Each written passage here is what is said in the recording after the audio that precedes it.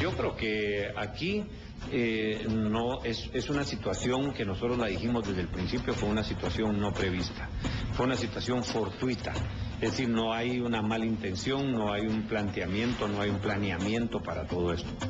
Vamos ahora con nuestra próxima invitada. Damos la bienvenida a Iduvina Hernández. Ella es activista, periodista, activista pro derechos humanos. Gracias, Iduvina, por estar con nosotros. Dice el ministro de Gobernación, Mauricio López Bonilla, que aquí hay pues una política de puertas abiertas y es abierto también a la negociación. ¿Da usted fe de que esto es el caso en el tema particular de los reclamos de los indígenas de Totonicapán? Buenas noches. Muy buenas noches, Gabriela, muchas gracias. Lamentablemente tendría que disentir de la afirmación tanto del ministro como de las autoridades de gobierno. Los hechos trágicos del 4 de octubre ponen más que en evidencia que el diálogo no es una opción en la acción gubernamental. Para empezar, en el lugar de los hechos no hubo una actuación adecuada, las fuerzas de seguridad no actuaron en función preventiva a fin de evitar que se produjera los hechos que derivaron en una tragedia que por las características que ha revestido podrían en algún momento tener también el tinte de actos de genocidio por la carga de racismo que se ha desatado alrededor. Y por otro lado, en vista de que la Junta Directiva del Liderazgo Indígena de Totonicapán, la Junta Directiva de los 48 cantones, estuvo toda la mañana en Casa Presidencial a la espera de ser atendida por el presidente de la República para hacer un planteamiento directo de sus demandas. Y solo fue atendida prácticamente en el momento en el que lamentablemente ya había personas fallecidas por la acción de las fuerzas de seguridad, particularmente el Ejército de Guatemala. Iduvina, ¿este era el primer contacto e intento de contacto con Casa Presidencial o este era más del primero? Es decir, ¿se habían dado otras circunstancias con estos intentos de diálogo o este era el primer intento? En el caso de los 48 cantones tienen años de estar haciendo planteamientos concretos en lo que se refiere, por ejemplo, al alza de la energía eléctrica durante varios gobiernos de la República.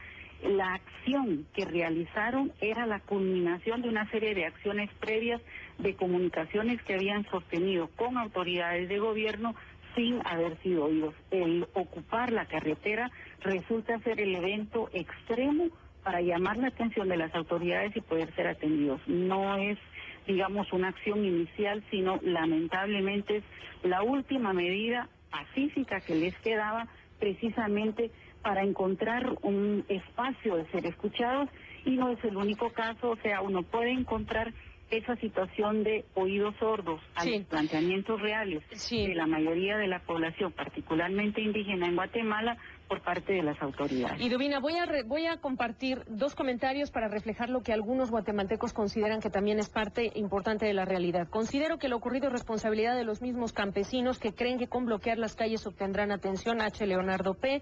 Y me dicen también, Alfonso C., no fueron asesinatos, fue la gente manipulada que se puso al margen de la ley, agrediendo a la policía porque se les pidió liberar el camino. También hay estas otras opiniones, Iduvina, ¿qué decir? Mire, lamentablemente son opiniones que todavía nacen precisamente de esa carga de racismo que domina la sociedad guatemalteca en muchos ámbitos y en muchos espacios.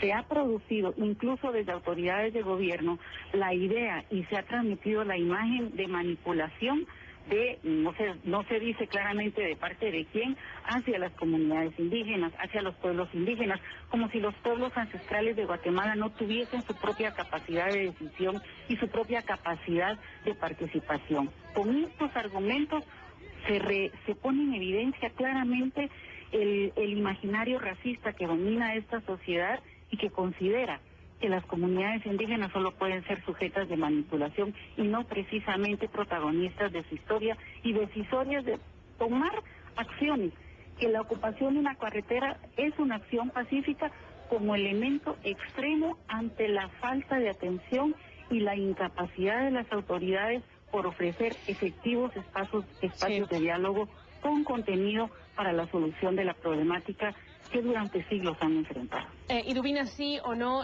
decía yo, Matanza de Totonicapán, sí o no, por favor, se me acabó el tiempo.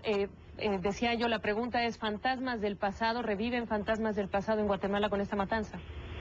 ¿Sí o no? Prácticamente los han revivido. Bien. Al traer a la memoria y a la historia los actos de genocidio que ya sufrió durante el conflicto armado la población guatemalteca. Y Duvina Hernández, activista pro derechos humanos, periodista, gracias por este contacto, muy buenas noches. Gracias, buenas noches. A usted. Bueno, ustedes opinaron y esto es lo que opinaron. La tercera opción, la más votada, los ministros de Gobernación y Defensa deben ser sustituidos. Es su opinión, es su votación. Gracias.